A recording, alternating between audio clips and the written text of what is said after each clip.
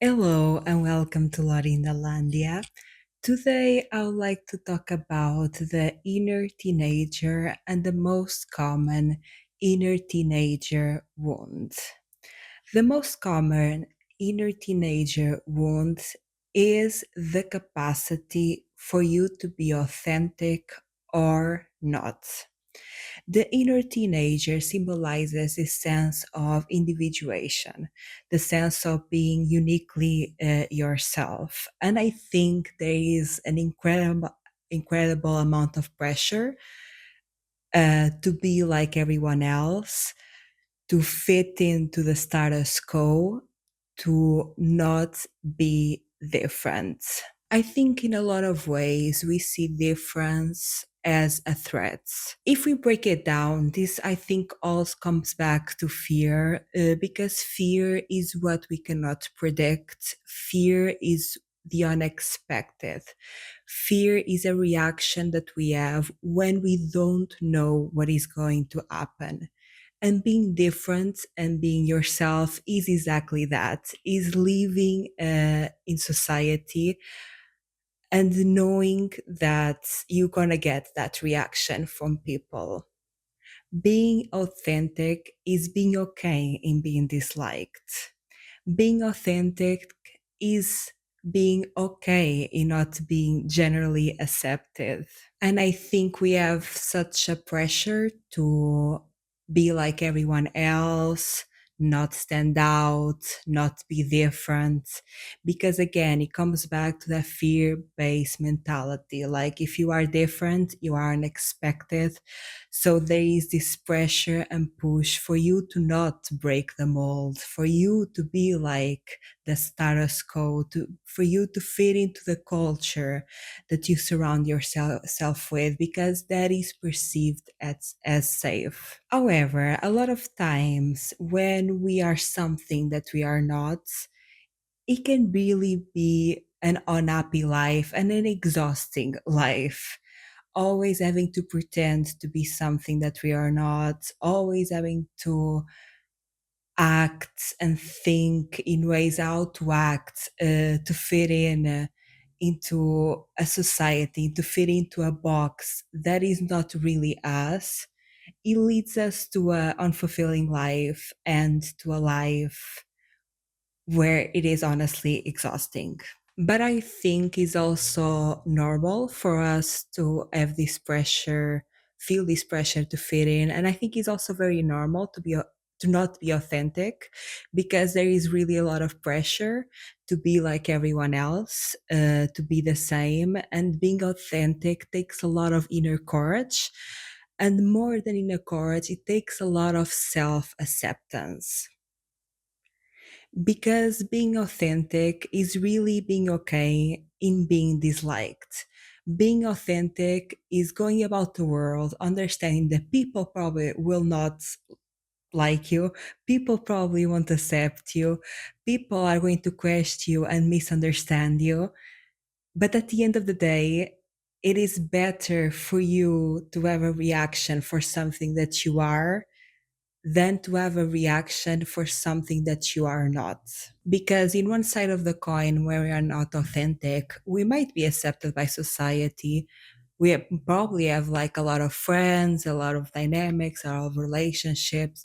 Probably go day to day without that much friction with the world. Probably go through our days with a sense of peace. However, it is not the life that is the most fulfilling to us. Being authentic is living a life that is fulfilling to us. And on the other side of the coin, by a counterbalance, having a life that probably will not be accepted by society. Probably we're going to get friction from a lot of people. But it's better to be loved by something that you are than something that you are not. Because when you are authentic, yes, I think most people will not like you, most people will not accept you, most people will misunderstand you. But the people that do understand you, the people that do accept you, the people that do like it, they like you for you. You don't need to change anything. You don't need to put an extra effort to be something that you're not. You don't need to put all of this energy into social interactions, because the people that do love you will love you for you. When you're not authentic, yes, probably we're gonna have a lot of connections. Probably it's easier to move through society. Probably it's easier to get into social groups and to fit into a culture. However, you're not truly loved by who you are. You are loved by the projection that you put outside. You are loved by the version that you put outside that ultimately is not fully you. And again, being authentic, I think, is a really hard thing to do. It is not easy. And it takes a long time and a lot of practice. And most of all, it takes a lot of self acceptance, because again, being authentic is having the courage to be disliked, and having the courage to be disliked is being okay by yourself. It's saying, hey, if I am disliked, that's okay. If I'm not accepted, that's okay, because I like myself. I accept myself. And at the end of the day, that's more fulfilling than me building up a theater, than me creating a mask just to be accepted by society, but not accepted within myself and not accepting myself. Healing the inner teenager is really breaking down the shame, what we call cringe, also, is breaking down all of that forms of society pressure to conform. Because I think a lot of tactics for us to conform, of tactics of shame, like being shameful for who you are, being shameful for like an action that you like to take, being shameful of your passions. And I think that's like a way to put you in the box. Also, the thing of cringe, I really don't like the concept of cringe, because I think this is another concept of shame. Uh, and I think shame can really be a powerful force to make us conform, and to make us follow the status quo. So it's kind of about breaking that shame down. And you break the shame down, again, as any emotion, by feeling it. You break the shame down by taking the action that you are shameful for, doing the thing that you want, even with shame, and feeling the shame that comes with it, and being comfortable in feeling that shame and saying, hey, I like this thing. Yes, I have shame about it, but I will still do it. Shame will not stop me from taking this emotion, because at the end of the day, this is who I am. This is what I enjoy. If I have shame about it, that's fine. It's about doing the things that you like, even if they bring shame, feeling the shame and doing either way. I think understanding that shame is also a projection of others. Shame has nothing to do with you and everything to do with them. That's something that was input on you. And I really don't like the feeling of shame, in the sense I think it's very manipulative. When you feel like shame about something that you love to do, I think it was really someone that used shame against you, and shame makes you in this freeze mode. It puts you in this freeze mode when you are stuck in your mind and back and forward, and you aren't capable to take an action because you feel shame about it. It's very freezing uh, emotion. It really impedes action. It really makes you not take action. That's the purpose of it, right? So I think getting comfortable with shame and being comfortable with cringe and being cringy and being weird and being like perceived as all of this Being comfortable in that, I think, is very healing because you will never stop feeling these emotions. You always feel to a certain degree. I think like you start healing and you feel them more, and the more you heal, you feel them less. The more you're comfortable with it, it affects you less. But they're always there. Even in the back of your mind, they're always going to be there, and that's totally okay. All that matters is that even though you have shame about something, you are taking small actions towards it, especially when it's about things that you love. If it's something that is passionate about it, and if you're doing it, it brings you a sense of shame, it's okay to feel ashamed. Just make sure that you are doing the process. Just make sure that you are taking a little action and loving yourself through the process and loving your shame, and be okay saying, hey, it's okay that you are shameful. I'm proud of you that you did it either way. I'm proud of you that you took the action that you desired either way. The other aspect of being authentic is being okay in being disliked. And being okay in being disliked is really about building a relationship with yourself, is being good with yourself, is having an healthy relationship with yourself, and having this feeling of solitude. Being alone and being lonely are two different things.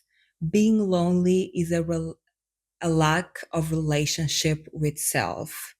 Being alone is creating a relationship with self. When you learn to be alone, when you learn to be in solitude, when you learn to have a relationship with yourself, that is fulfilling enough to the point that you don't need others to fill that space inside of you.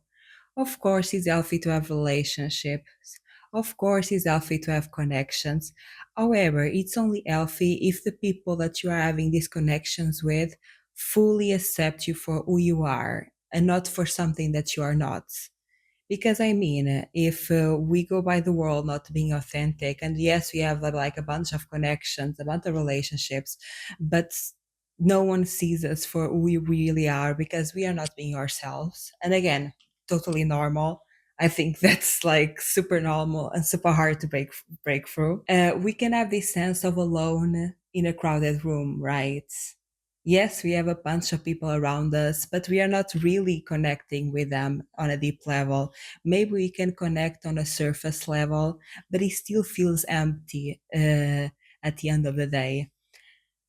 That sense of fulfillment comes within you, comes with a relationship with yourself. Having the courage to be disliked is being okay first with yourself. And steps that you can take by doing this is, first, imagine if you have had a life that you rely on other people for emotional support, emotional validation, and you are alone for the first time. That is scary. That is a hard thing to do. You have not yet built a relationship with yourself. And the beginning part, it is a bit painful emotionally.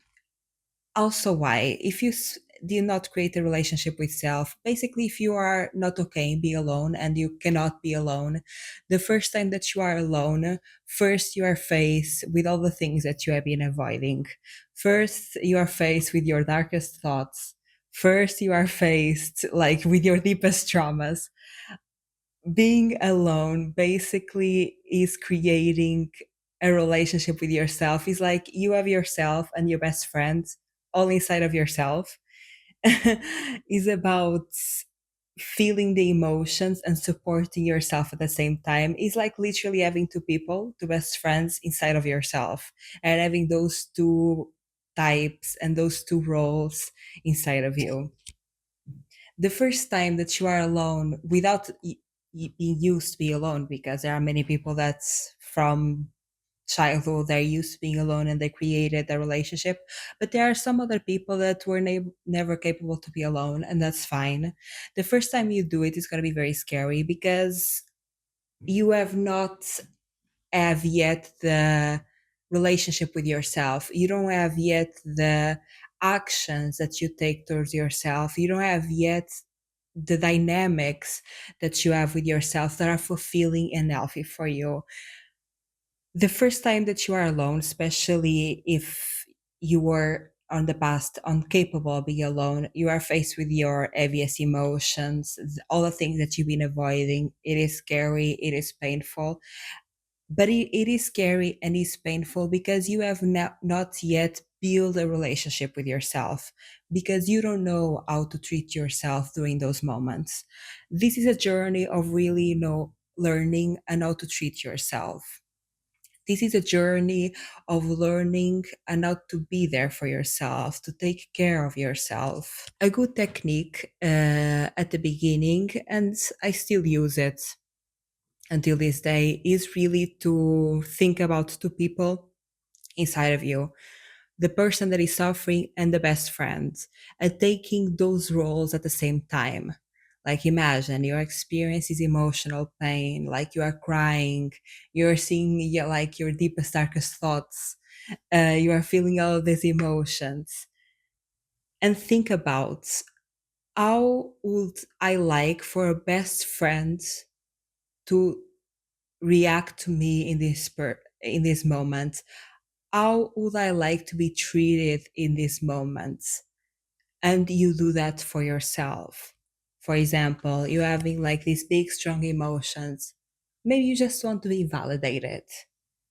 So basically, just say out loud, journal how you feel, and say to yourself, hey, that's that must be really painful. I'm sorry that you went through this.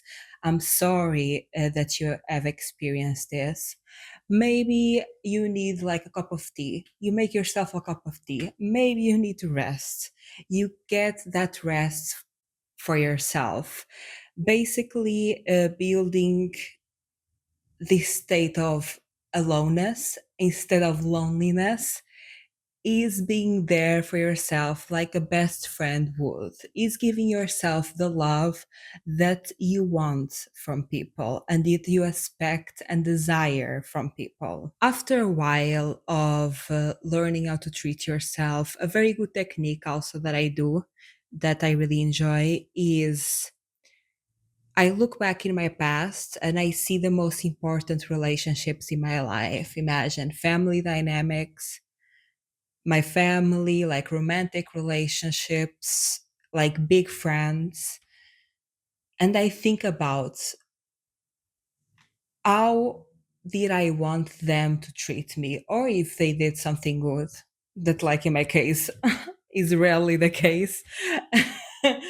But if they did something good, and if you liked something that they did, is about taking note of those actions. What did you want them to do to you and for you, and would you what how did you like them to react with you, and if they did something right, what were the things that were right that you enjoyed, and doing those actions for yourself. And this takes time. This is not from day to night. This takes time to create a dynamic, an healthy dynamic, and a fulfilling dynamic with yourself. It takes a lot of listening to yourself. It takes a lot of feeling your emotions and being capable to be there for yourself. It takes a lot of emotional practice and building.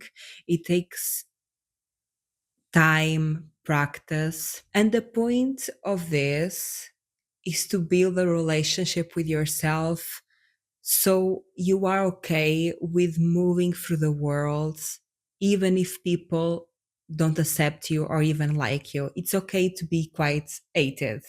It's okay being comfortable with yourself enough to say, hey, it's okay that you don't accept me. It's okay that you don't like me, because at the end of the day, I like myself. I accept myself. And that's more than fulfilling. That's more that I can even ask for, is self-acceptance. Because when you build relationship with yourself, and you build a loving and caring dynamic with yourself, that is kind of the most fulfilling aspects. Other people are just adding into your dynamic, because when you have a healthy dynamic with yourself, that feels like all the love that you need. That feels like extremely fulfilling. It's like, imagine when we are coming from a place of lack, imagine we don't have a good relationship with ourselves, and someone comes and gives us all that love, but we don't have it inside of ourselves, so we have not yet built that relationship with inside of ourselves.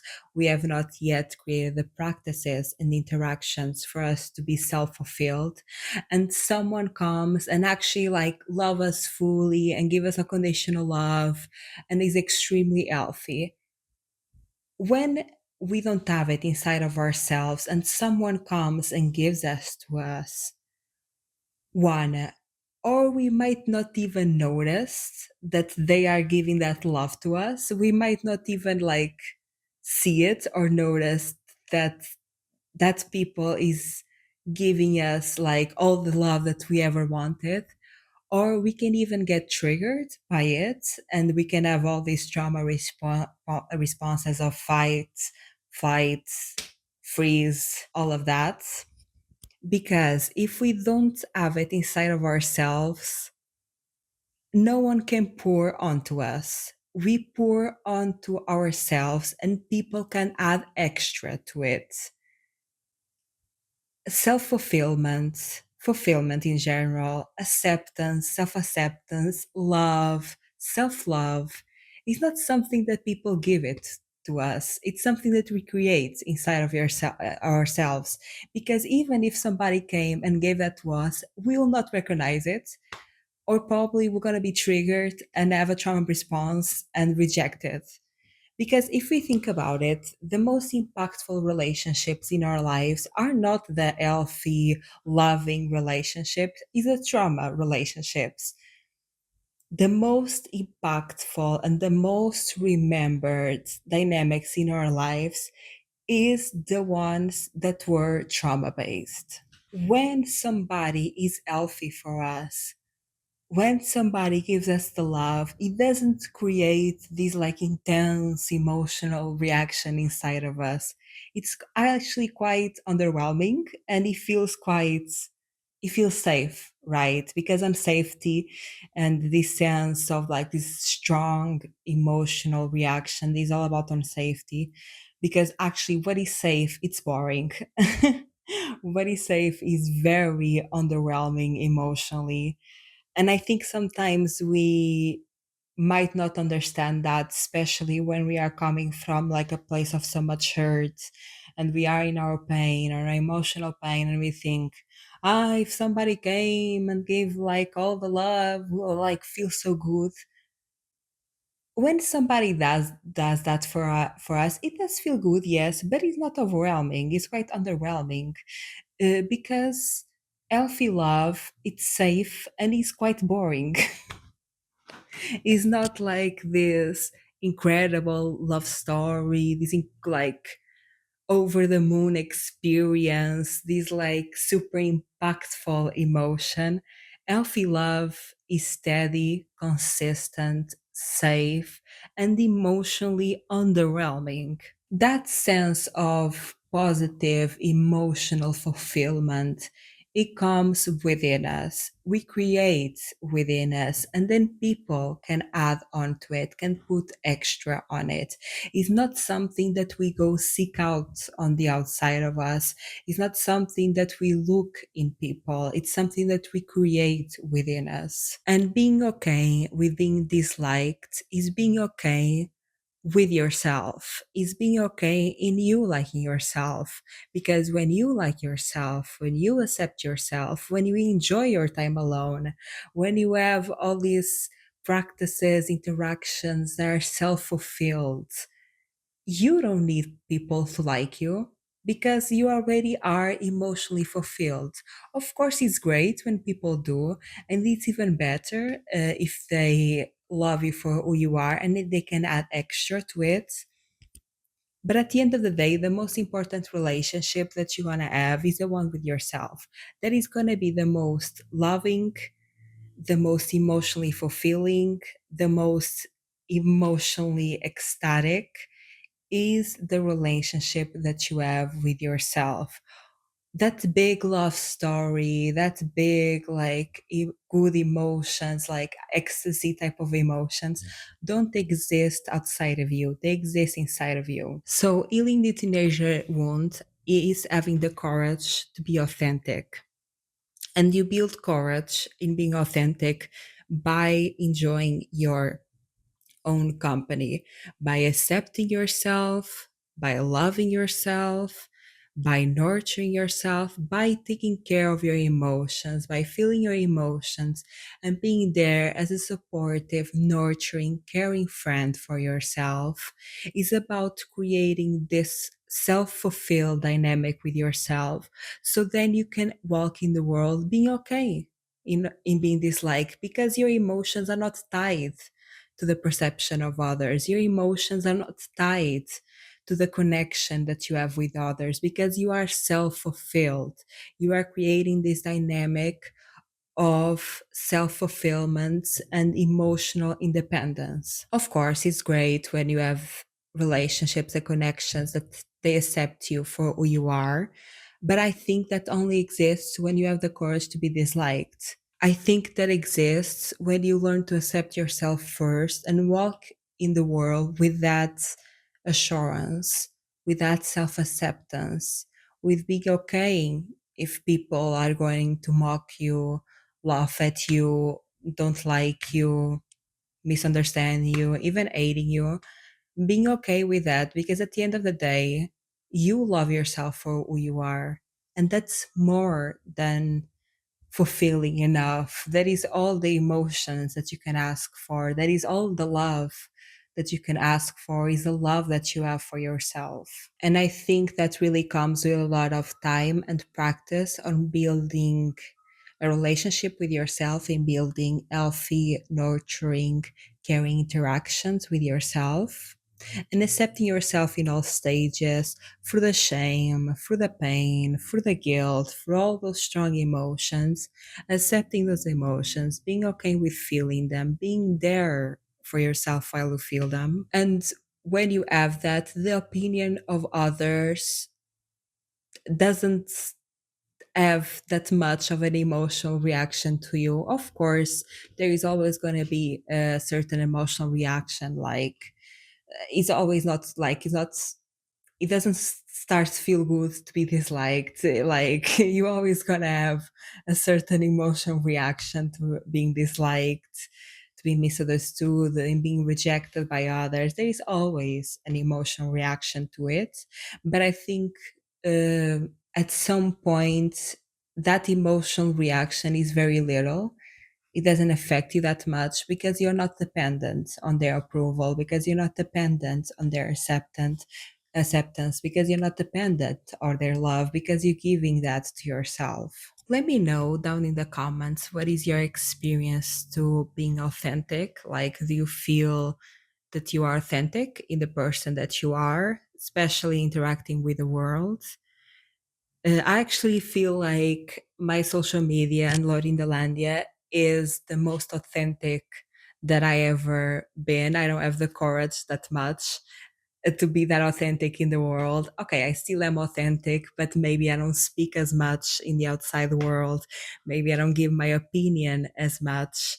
I'm way more quiet in the outside world, just because I sometimes I don't want all the trouble, right? I still am authentic. I still am me. If somebody asks for my opinion, I'm gonna give it to them as I feel, as I believed. But I don't have the courage to go to the outside world and like speak my mind to full speed. So I actually think this is like a way for me to be authentic. And I'll always say to the people that know me, like, if you want to really know me, see the content that I create, because this is the most truthful that I can be. This is my honest, most authentic opinion. This is like the most truthful version of myself. And if you like this video, give it a like. And if you like this content, subscribe. Bye.